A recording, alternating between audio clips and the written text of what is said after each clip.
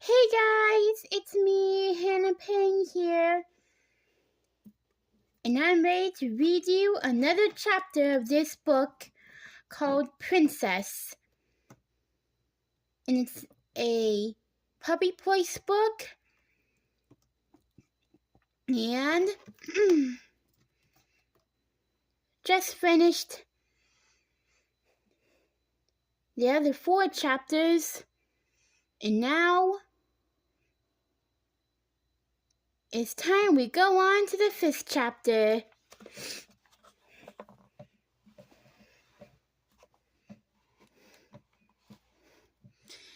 Chapter 5. The next morning, Charles decided to try an experiment. Maybe Princess wasn't really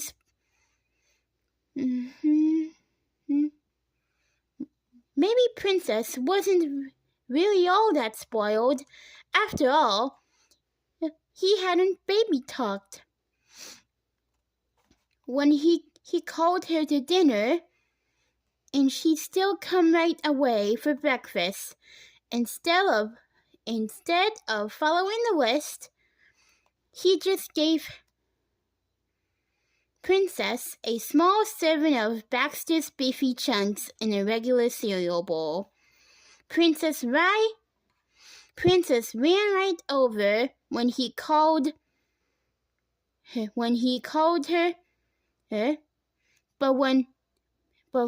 but she took one sniff at the bowl and backed away. She sat down on her tiny behind and barked. "You've got to be kidding me! What is that stuff?" Charles got the message. He scrapped the food into Buddy's dish, and Buddy had already gobbled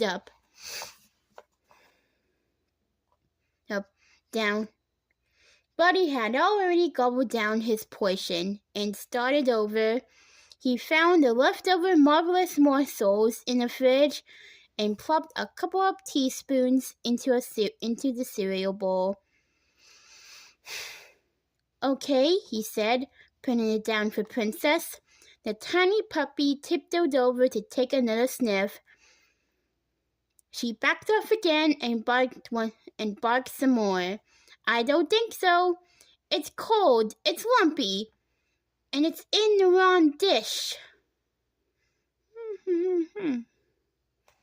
Charles picked up the bowl, scraped the food into Princess' pink flower bowl, stuck it into the microwave for 7 seconds on medium, took it out and mashed the food carefully with a fork and put it down on the pink flower placemat. This time, Princess ate every last bite. By the time Aunt Amanda came to pick him up for the reading with Rover section, Charles had to admit he was feeling just a little bit overwhelmed by all the work he needed to take care of Princess. "Take care of?" Aunt Amanda asked as they drove to the library in her van. Bowser, the golden retriever,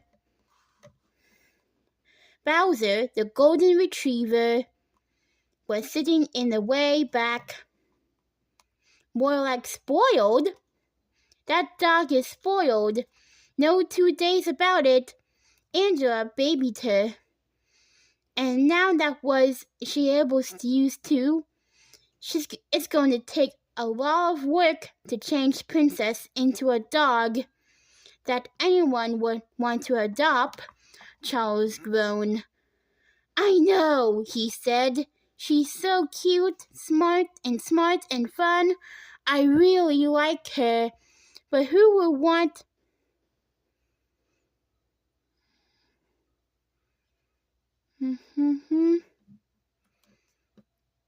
and who would want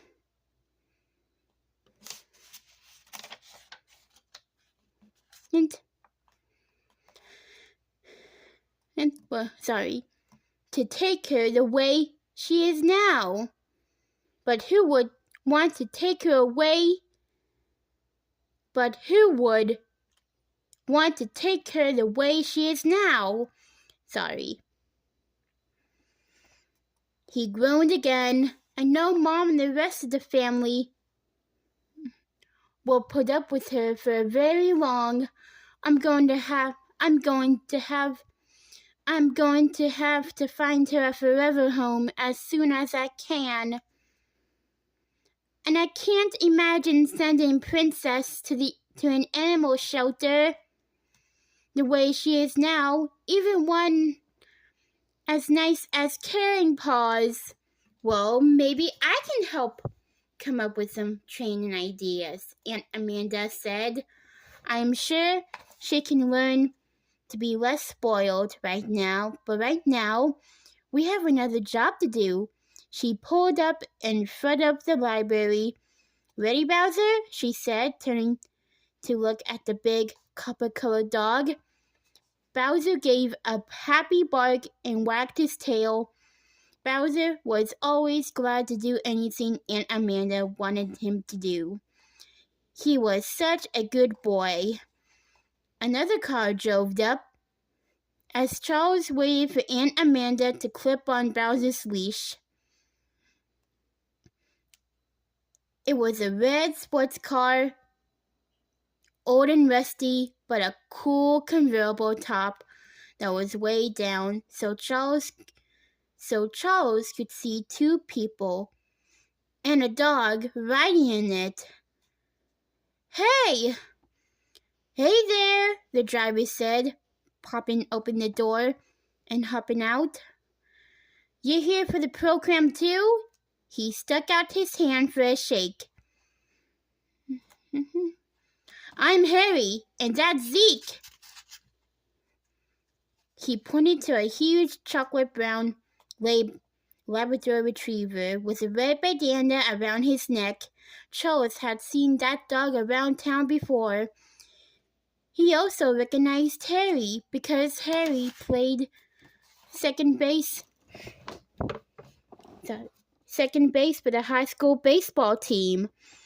Charles had been into a few of their games with his dad, and everybody in the bleachers had been talking about Harry. Dad said he was a master of the double play. Harry was a good batter too. Charles remembered one long high home run that had practically landed on the school roof. Hi, Charles said, feeling kind of grown up as he shook Harry's hand. I'm Charles. That's my Aunt Amanda. And her dog Bowser. I'm just helping. Cool. Harry turned back to the car. Coming, Nathaniel? The little boy in the back seat was busy unclipping his seatbelt. He didn't look up. That's my cousin Nathaniel, Harry told Charles. I tried to get him to read to Zeke, but Nathaniel's kind of quiet, and Zeke is energetic. We decided Nathaniel should come along with me and try another dog. Bowser might be perfect, Aunt Amanda said. He's really mellow. Excellent! Harry clipped a back leather leash onto Zeke's collar and opened the car door so the big dog could charge out. Charles stepped back to give him room. Nathaniel climbed out of the car and closed the door carefully, then stood close to Harry, looking down at his own red sneakers. When Zeke tried to give him a big sloppy kiss, Nathaniel flinched and moved even closer to Harry. Charles thought of the way the bean used to try to hide behind Mom's legs when he's feeling shy. He almost expected Daniel to stick his thumb into his mouth like the bean used to do. But Nathaniel was not a baby. Charles thought he must be at least 5. That seemed too old for thumb-sucking. "Well, let's go meet everybody," Harry said. He strode toward the library with Nathaniel trotting to keep up. Charles walked Zeke and Will on next to Harry. Now that was what Lizzie would consider a real dog. A real dog. Harry probably wouldn't think much of a spoiled little brat like Princess. Charles reached out to take Bowser's leash while Aunt Amanda put her car keys in her pocketbook. It was funny to walk right into the library with a dog. Usually, dogs had to stay outside, tied to a tree or the bike rack, while their owners returned books. Even the annual pet show sponsored by the children's room at the library took place outside in the country yard. But today, he was different. Dogs were especially invited. The children's room was one of Charles's favorite places. First of all, there were all the books he could ever want to read, just sitting there patiently, waiting for you to find them. Second, there were lots of cozy nooks and corners where you could curl up with a book if you wanted to start reading right away before you even took it home. Third, the librarians were really, really nice, like Nancy, who greeted Charles and Aunt Amanda as they came in. "Welcome," she said. "This must be..." She checked her list. "Bowser, is that right?" Bowser woofed and wagged his feathery tail. He was always happy to hear his name. "Great! Right this way!" Nancy led them to an alcove where the other dogs and people were gathering. "I think we're all here then," she said. "So I'll read off this list of partners, and you can all get down to the business of reading." She checked a sheet of paper in her hand. "Harry and Zeke, you're with Simon." Harry stood up and waved a hand. "That's us," he said. "I'm Harry, and this is Zeke." "Yeah!" A chubby red-haired boy in overalls jumped up and ran over to fling his arms around Zeke. Zeke's tail thumped the floor as he licked the boy's cheek. In a second, the two were rolling around happily on the carpet. "Simon," Nancy said, "I'm glad you like Zeke, but let's save the wrestling match for another time and place. Today is for reading." Charles and Aunt Amanda smiled at each other. Zeke had found the perfect partner. "Amanda and Bowser,"